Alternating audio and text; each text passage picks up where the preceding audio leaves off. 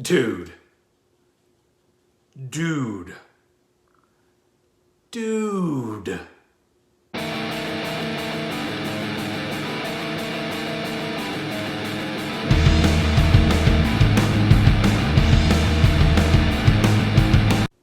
Dude. Dude. Dude. All right, I guess I'm going to have to do a legit review here. Hey, welcome to another new album review. This is going to be a fun one because you're going to have to excuse me because it's going to be me reviewing an album probably as I would have when I was a teenager. And it's because that's the vibe of this album, and that's how excited I am about it. Today, we are going to be reviewing the brand new fourth full-length album from Mr. Bungle called The Raging Wrath of the Easter Bunny Demo.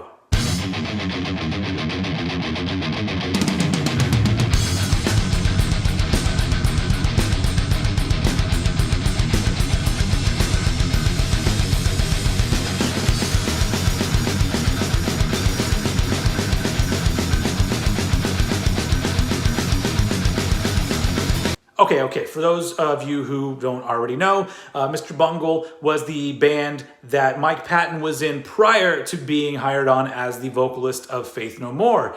They go way back into the 80s, and they were an important thing for Mike Patton. So much so that the success of Faith No More allowed him to sign Mr. Bungle to a major label. And I mean, even if you watch the video for the song Epic, you see him wearing a Mr. Bungle t-shirt. And I remember back when I saw that video, I'm like, who the fuck is Mr. Bungle? But we soon found out because I believe the year or two after The Real Thing came out, we got the debut album from Mr. Bungle. And Mr. Bungle put out 3 albums of varying levels of weirdness over the next decade. 1999, the album California being their last, and then they ended up splitting up.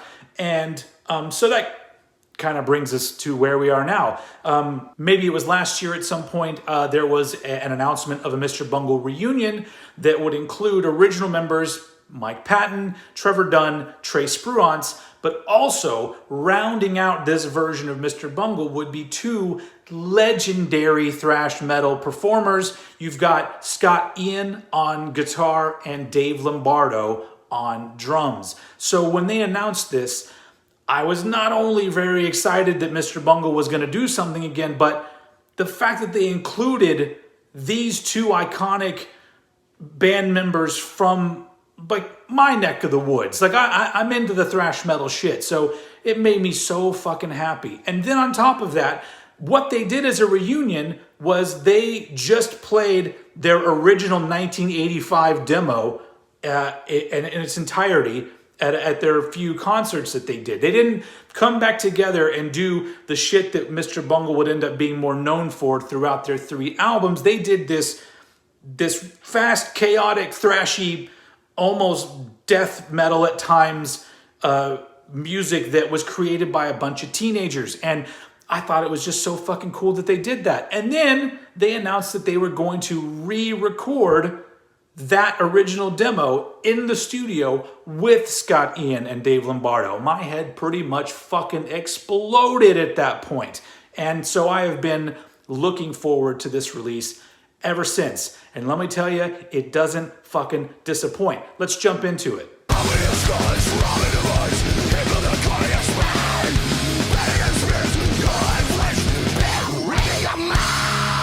So the first thing that would need to be pointed out probably about this particular album is that even looking at the kind of logo they used on the back here, it's a metal album. And I think people who may be really into Mr. Bungle already, this doesn't have the same sort of bizarre genre-pushing, boundary-smashing qualities that those albums had. I can't really go into it. It would take an entire series of videos to go into how complicated and unique and interesting all 3 of the previous Mr. Bungle albums were. This one was, like I said, it was based on their original demo, which was called The Raging Wrath of the Easter Bunny, which came out in 1985. And it was created by a bunch of teenagers who were very into thrash metal, death metal, the extreme metal stuff. But it just so happened that they were some of the most talented teenagers in fucking existence.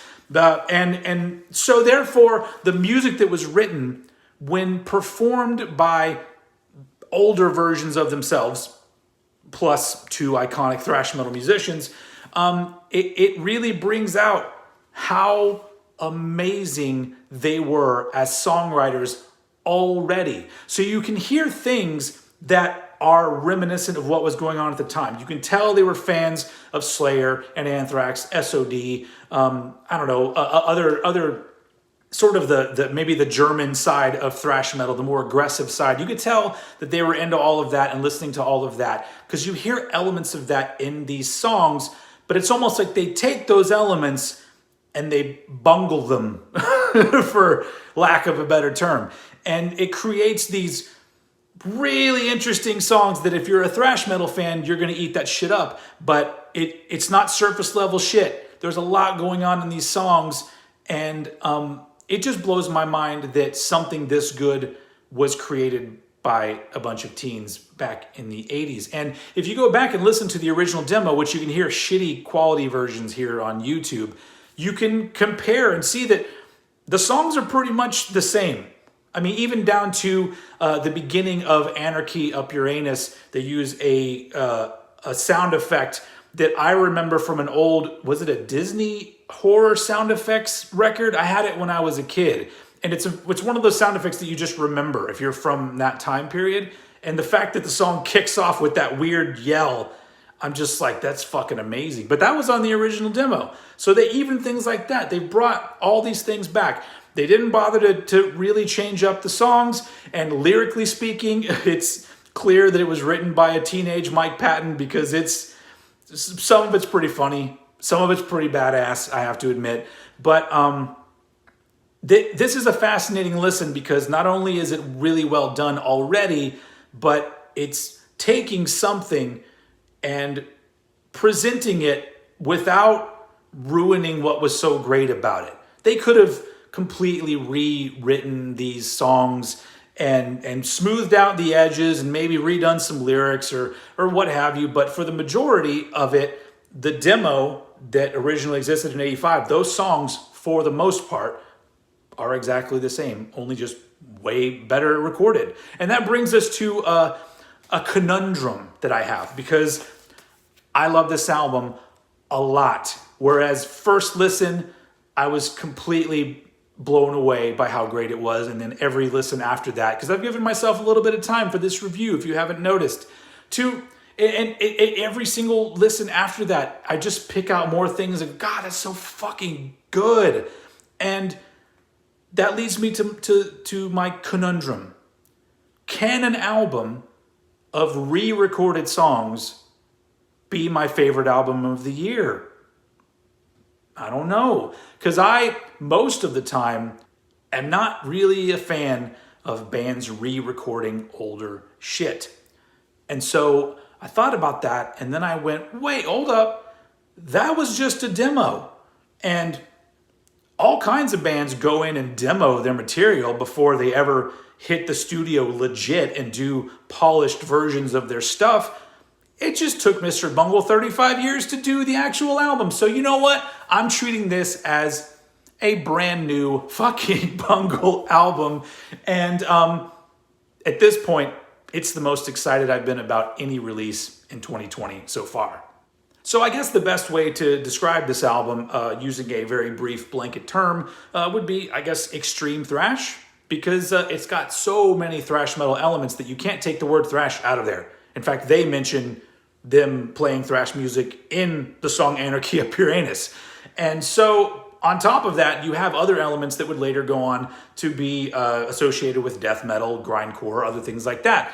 And so people say extreme metal. I'm going to say extreme thrash. Is that even a thing? I'm coining that right now. So, but overall, let's talk about the album. So the album is about an hour long, and it's got, like I said, the majority of the original Raging Wrath of the Easter Bunny demo on here, along with 2 cover songs. The song Hypocrites leads into a cover of the song Speak English or Die by the band SOD, which Scott Ian was involved in back in the 80s. And they've changed it to Speak Spanish or Die, or Habla Español o Muere, I think. I barely fucking speak English well. So that's all you got from me. And the other cover they do is the song Lost for Words from Corrosion of Conformity. So it's kind of cool because they're paying homage to probably the shit that was influencing them at the time, and including covers along with the shit they were doing on their original demo. On top of that, you just have so many amazing tracks. Going into all of them would be ridiculous. This video would be 5 hours long. But you heard a little bit of the track Rape Your Mind earlier. And my favorite on the album, which might actually be my favorite track of the year, is the song Erasist.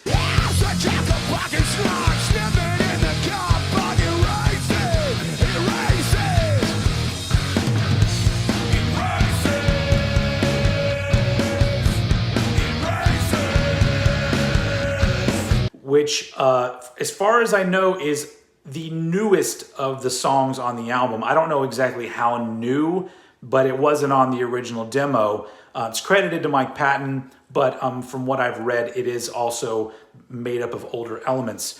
But, and then on top of that, you got killer songs that just are so epic in scope that I have to keep pointing out that these were written by teenagers. The song Mathematics is... there's just so much awesome, amazing riffage in one song. It's like a 7 to 8 minute song. There's 2 songs that push the 7-minute mark, and neither one ever has a fucking dull moment. In fact, this whole album doesn't have any fucking dull moments. It is just badass shit all in a fucking row just for you to enjoy, and enjoy it. I have and will continue to. So another big reason why I held out on doing my review right away was because I was waiting for my vinyl version to come in. So since I've already got it out here, let's take a look at it. I got the indie store version of it, and it comes on this sort of clear, bloody vinyl. Look at that. Boom. That's pretty fucking cool. If you look here, this is the original cover picture for the Raging Wrath of the Easter Bunny tape. Although, if you look, you can barely tell what the fuck it is. But because at first I was like, "What's this picture?" And then I went back and looked. I was like, "Oh shit! It is the cassette cover." So anyway, the presentation on the vinyl version is really fucking good.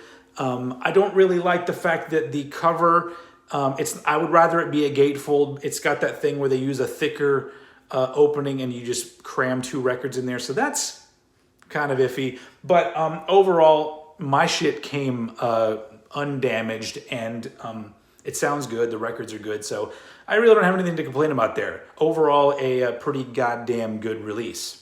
So the verdict, dudes, is that I love this album. I'm going to listen to it probably another 100 times before the year is over. And it's going to be hard to beat this for me when it comes to my year-end lists, because Mr. Bungle have essentially created the thrash metal album that I've been waiting for. And it just so happens that they had written it, was it 35 years ago? Holy shit. Anyway, so it's great. And unfortunately, it also shines a really bright light on the fact that a lot of the thrash type music coming from younger artists is so goddamn boring, because you see these old dudes coming back and they're like, not only can we still play this shit really fucking well, we wrote this shit back when we were teenagers. What the fuck are you guys doing? And that's I guess that's the only negative I take away from this, is that it's too fucking good. All right, so enough of my rambling. For those of you who have stuck around this long, special treat. Whoever gets it first, there is the code to download a version of the album. I ain't gonna use it. Anyone out there want to use it? Whoever gets it first, let me know in the comments if you were the lucky person that got to download the album. And I hope you enjoy it as much as I do. And it's on your Apple Musics and your Spotify's, but go to the goddamn website, ipecac.com. I don't know, I'll do the link down below. And just go pick yourself up a copy, because these days you need to be supporting these artists and buying their shit. Because once the pandemic's over, are they gonna have any fucking money to tour or do anything else anyway? So yeah, make sure you're buying shit. So Mr. Bungle, Raging Wrath of the Easter Bunny, dude, it is fucking good. What else can I say? This has been kind of a lengthy review. So thank you for watching, and thank you for watching all my shit. And I will see you guys again very soon.